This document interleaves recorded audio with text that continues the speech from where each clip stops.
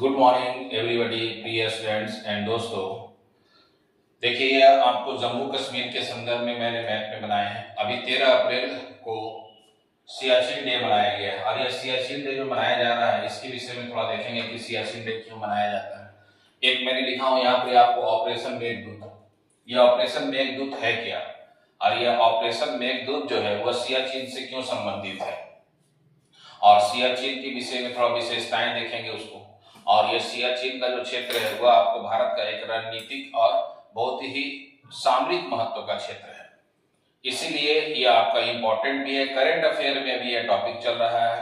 13 अप्रैल को मनाया गया है जो है मेघदूत का ऑपरेशन। आप याद रखिएगा मेघदूत, और इसका लगभग में 42 वर्ष हो चुका है और हमारी सेना 42 वर्ष से सियाचिन में भूमि की सुरक्षा या देश की सुरक्षा के संदर्भ में, राजनीतिक सीमा की सुरक्षा के संदर्भ में कार्य कर रहे हैं।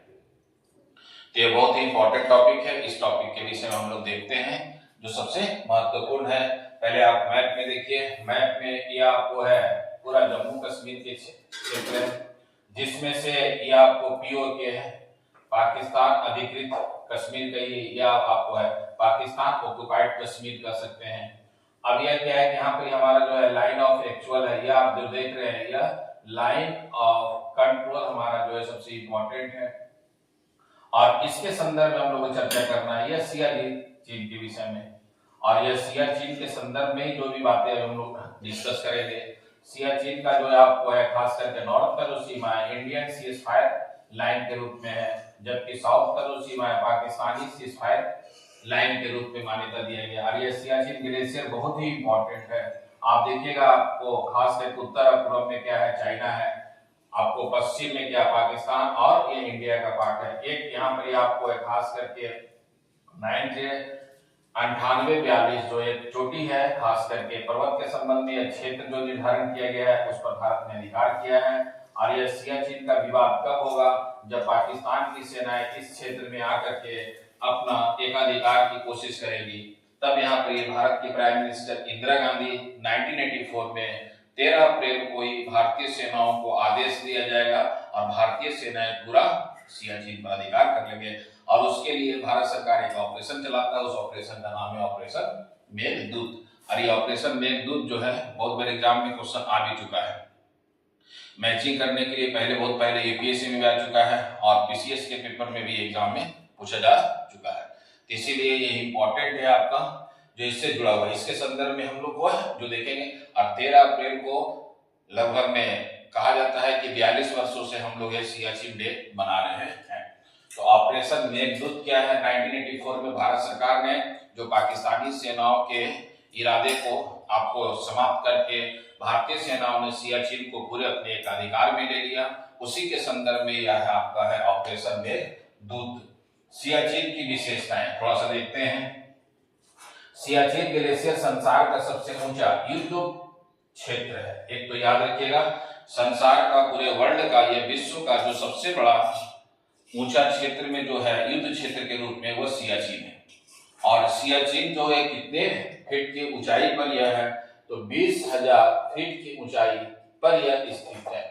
अब यहाँ 20,000 फीट की ऊंचाई पर एक सैनिकों के लिए देश की सुरक्षा के संदर्भ में कार्य करना अपने आप में एक साहस और बलिदान का काम है। जो सबसे महत्वपूर्ण है, जहां तापमान बहुत ही कम माइनस में रहते हैं और हालत बेहद ही कठिन होता है, इसके बावजूद हमारी सेनाएं जो हैं 42 वर्षों से उसकी सुरक्षा प्रदान कर रहे हैं, राष्ट्र की सुरक्षा के संदर्भ में कार्य कर रहे हैं।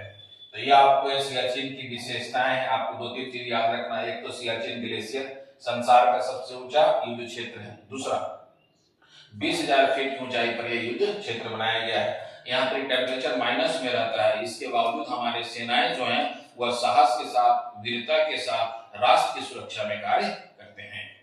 इसके बाद ऑपरेशन मेघदूत की क्या विशेषताएं हैं, तो आप याद रखिएगा कि अप्रैल में 1984 में पाकिस्तानी सेनाओं ने सियाचिन के क्षेत्र में इंटर करके आपको उसे अपने अधिकार में करने की कोशिश किया गया। तो इस समय भारत की प्रधानमंत्री इंदिरा गांधी ने भारत सरकार के द्वारा एक ऑपरेशन चलाया गया, वही ऑपरेशन है मेघदूत।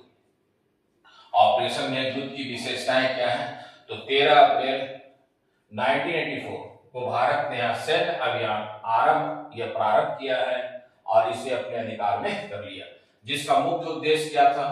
सियाचिन के महत्वपूर्ण पहाड़ी इलाकों पर कब्जा करना, जैसे नीला फोंडला, सियालॉ, ये सभी क्या है, एक प्रकार का आपको क्षेत्र है जो है पहाड़ी क्षेत्र है जिस पर भारत सरकार ने अधिकार कर लिया। इस ऑपरेशन के बाद भारत ने पूरे सियाचिन ग्लेशियर पर रणनीतिक नियंत्रण हासिल कर लिया। क्यों? क्योंकि आप देख रहे हैं इसी सियाचिन ग्लेशियर के उत्तर में जो है, खास करके पूरब और उत्तर में चाइना है, इसीलिए भारत के लिए क्या एक सामरिक महत्व भी है, रणनीतिक महत्व भी है, इसीलिए महत्वपूर्ण क्षेत्र माना गया है। इसके अलावा 13 अप्रैल को हर साल सियाचिन डे मनाया जाता है। अब ये मनाने का कारण क्या है कि 13 अप्रैल को ही इस पर क्या किया गया, ऑपरेशन मेघदूत से इसको पूरा भारत की सेनाओं ने अपने अधिकार में कर लिया, इसीलिए 13 अप्रैल को क्या मनाया जाता है, सियाचिन डे मनाया जाता है। भारतीय सेनाओं द्वारा कहा गया है, इसके संदर्भ में क्या है, इसमें थल और वायु सेना की महत्वपूर्ण भूमिका है। दोनों ने सैनिकों के साहस, समर्पण एवं बलिदान को सलाम किया। इंडियन एयरफोर्स ऊंचाई पर एयर लिफ्ट और सप्लाई आपको पहुंचाती है, खास करके जो भी एयर लिफ्ट होता है, सप्लाई जो है यहाँ के सैनिक जो वहां रहते हैं उनको पहुंचाया जाता है। घायल सैनिकों को निकालने में मदद भी किया जाता है। यहाँ जीना ही चुनौती है, फिर भी सैनिक देश की रक्षा कर रहे हैं, ये करते हैं।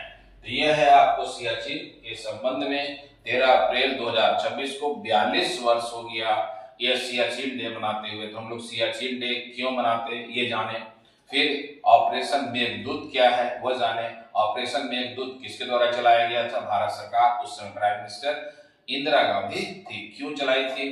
क्योंकि पाकिस्तानी सेनाओं ने सियाचिन के कुछ क्षेत्रों पर अधिकार करने की कोशिश किया गया था और उसी अधिकार को उन लोगों ने वहां से पाकिस्तानी सेनाओं को हटाया गया, भगाया गया और भारत ने पूरे सियाचिन पर अधिकार कर लिया 13 अप्रैल 1984 को।